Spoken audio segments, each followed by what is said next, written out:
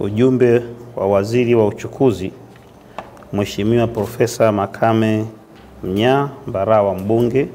kwenye kilele cha maadhimisho ya siku ya hali ya hewa duniani, yani World Meteorological Day, tarehe 23 Machi 2025. Kauli mbiu yetu, kwa pamoja tushughulikie pengo la utoaji wa tahadhari. Wanahabari, mabibi na mabwana, heri ya maadhimisho ya miaka 75 ya shirika la hali ya hewa duniani.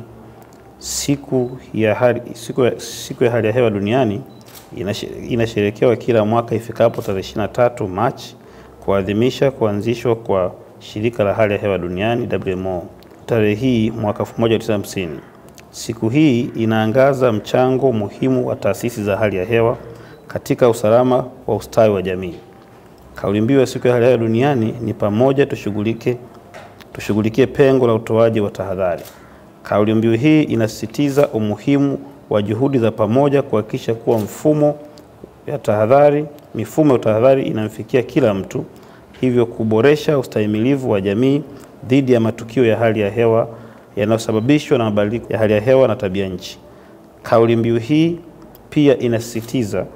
kuhusu utekelezaji wa mpango wa Umoja wa Mataifa wa tahadhari kwa wote, yani Early Warning for All, ambao unalenga kuhakikisha kuwa kila mtu duniani anakuwa salama kupitia mifumo ya tahadhari dhidi ya matukio hatarishi ya hali ya hewa au maji ifikapo mwishoni mwa mwaka 2027. Mabadiliko ya hali ya hewa na tabia nchi yameendelea kuwa changamoto kubwa kufikia malengo ya Umoja wa Mataifa, yani maendeleo endelevu, Sustainable Development Goals SDGs, katika kipindi cha miaka 10 iliyopita. Hali joto dunia imeendelea kuongezeka kutokana na ongezeko la gesi joto duniani, ambapo kwa mujibu wa shirika la hali ya hewa duniani mwaka 2024 ulikuwa mwaka wenye joto zaidi katika historia ya upimaji wa taarifa hizi, ambapo joto la wastani la dunia lilipanda kufikia takriban nyuzi joto 1.55 juu ya viwango vya kabla ya mapinduzi ya viwanda 1850 mpaka 1900. Kwa hali ilivyo sasa ya mabadiliko ya hali ya hewa na tabia nchi, matukio ya hali mbaya ya hewa ikiwa ni pamoja na mvua kubwa, joto la juu ya wastani, upepo mkali, mafuriko, ukame na vimbunga yamekuwa makubwa zaidi na kuongezeka kwa idadi kubwa zaidi. Mabibi na mabwana, lengo la 13 la malengo ya maendeleo endelevu ya Umoja wa Mataifa SDGs 13 kuhusu utekelezaji na hatua dhidi ya mabadiliko ya tabia nchi inazitaka nchi wanachama kuchukua hatua za haraka kukabiliana na mabadiliko ya tabia nchi na athari zake. Utekelezaji wa lengo hili ni muhimu kwa maendeleo ya malengo mengine yote ya maendeleo endelevu. Katika kuadhimisha siku ya hali ya hewa duniani WMD, Tanzania kama mwanachama wa shirika la hali ya hewa duniani na Umoja wa Mataifa imechukua hatua madhubuti kukabiliana na changamoto za mabadiliko ya hali ya hewa na tabia nchi na mapungufu katika utoaji wa tahadhari, ikiwa ni pamoja na uwekezaji mkubwa katika miundombinu ya hali ya hewa na kuwajengea uwezo wataalamu wa TMA. Mabibi na mabwana, hatua zilizochukuliwa na serikali chini ya uongozi wa Mheshimiwa Daktari Samia Suluhu Hassan, Rais wa Jamhuri ya Muungano wa Tanzania, katika kukabiliana na janga hili la mabadiliko ya hali ya hewa na tabia nchi na mapungufu katika utoaji wa tahadhari ni pamoja na kuboresha huduma za hali ya hewa na utoaji wa tahadhari nchini.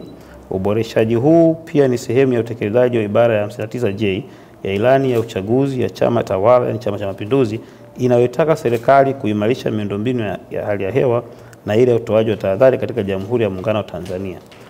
Na pia ni sehemu ya utekelezaji wa mfumo wa kitaifa wa utoaji wa huduma za hali ya hewa ya National Framework for Climatic Services, ambao unalenga kuimarisha utoaji na matumizi sahihi ya huduma za hali ya hewa kwa jamii. Serikali imefanya uwekezaji mkubwa katika miundombinu ya hali ya hewa na usambazaji wa huduma za hali ya hewa kwa jamii, ikiwa ni pamoja na ununuzi wa uwekaji wa rada za hali ya hewa, vituo vya hali ya hewa vinavyojiendesha vyenyewe automatic weather stations, na kompyuta kubwa ya kisasa yenye uwezo mkubwa wa uchakataji wa data za hali ya hewa kwa ajili ya utoaji wa utabiri wa hali ya hewa. Kwa mjibu wa WMO, kila dola moja ya Kimarekani inayowekezwa katika utoaji wa tahadhari inakadiriwa kurudisha faida dola 10, ambapo kwa baadhi ya maeneo mengine duniani faida hizi zimekuwa kubwa zaidi. Mabibi na mabwana, Tanzania kushirikiana na washirika wa maendeleo imeendelea kuboresha miundombinu ya hali ya hewa nchini kupitia programu mbalimbali.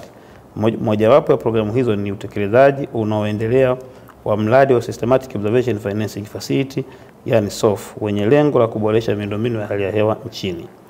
Mradi wa SOF utachangia kwa kuongeza vituo 9 vipya vya hali ya hewa vinavyojiendesha vyenyewe vya upimaji wa hali ya hewa usawa wa ardhi, vituo 4 vipya vya upimaji wa hali ya hewa ya anga za juu, na kuboresha vituo 18 vya hali ya hewa vinavyojiendesha vyenyewe vya upimaji wa hali ya hewa usawa wa ardhi, na kituo 1 cha upimaji wa hali ya hewa wa anga za juu. Uboreshaji huu utaongeza ufanisi wa kiutendaji wa TMA na hasa utoaji wa tahadhari za matukio ya hali mbaya ya hewa nchini. Kwa upande wa ustahimilivu na kupunguza athari za mabadiliko ya hali ya hewa na tabia nchi, serikali imeweka na inatekeleza mipango mbalimbali ikiwemo matumizi ya nishati safi.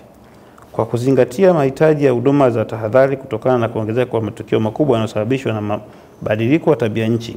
ambapo mabadiliko haya yanachagizwa na ongezeko la gesi joto kutokana na shughuli za kibinadamu, ikiwa ni pamoja na matumizi ya mafuta ya magari na mitambo kama chanzo cha nishati. Kwa muktadha huu, Mheshimiwa Daktari Samia Suluhu Hassan, Rais wa Jamhuri ya Muungano wa Tanzania, anaongoza juhudi za nishati safi, hasa katika nishati ya kupikia kama sehemu ya juhudi zake za kukabiliana na mabadiliko ya hali ya hewa na tahadhari na tabia nchi na kuboresha afya ya jamii. Matumizi ya nishati safi ya kupikia yatachangia sana katika malengo mapana ya maendeleo endelevu, uhifadhi wa mazingira na ukuaji wa uchumi, lakini pia kupunguza uzalishaji wa gesi joto. Mabibi na mabwana, katika siku hii ya hali ya hewa duniani, serikali inapongeza kazi nzuri inayofanywa na Mamlaka ya Hali ya Hewa Tanzania TMA katika utoaji wa huduma za hali ya hewa zilizoboreshwa sana, ikiwa ni pamoja na utoaji wa tahadhari wakati wa matukio ya hali ya hewa. Serikali itaendelea kuimarisha huduma za hali ya hewa kwa kutekeleza katika miundombinu ya kisasa zaidi na kuendelea kuwajengea uwezo wataalamu wa TMA. Aidha, napenda kutoa shukrani za dhati na kutambua mchango thabiti wa wadau wetu wa maendeleo katika juhudi za kuimarisha huduma za hali ya hewa, ikiwemo utoaji wa huduma za tahadhari nchini. Kwa kuhitimisha, natoa rai kwa wadau wote wa huduma za hali ya hewa nchini Tanzania, zikiwemo taasisi za serikali,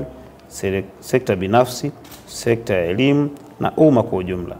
kuendelea kufuata na kuzingatia sheria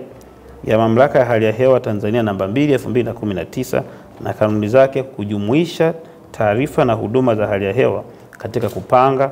kubuni, kutekeleza shughuli zao ipasavyo. Kwa pamoja tuendelee kufanya kazi kwa bidii ili kujenga taifa himilivu katika kukabiliana na athari za mabadiliko ya hali ya hewa na tabia nchi, kwa kuchangia katika mipango itakayoboresha uangazi wa taarifa za hali ya hewa, utafiti, ubunifu, kuhamasisha mipango mikakati ya kitaifa ya kuhimili mabadiliko ya tabia nchi ili kuimarisha zaidi mifumo ya utoaji wa tahadhari nchini. Kwa pamoja tunaweza kushughulikia lengo la utoaji wa huduma za tahadhari nchini.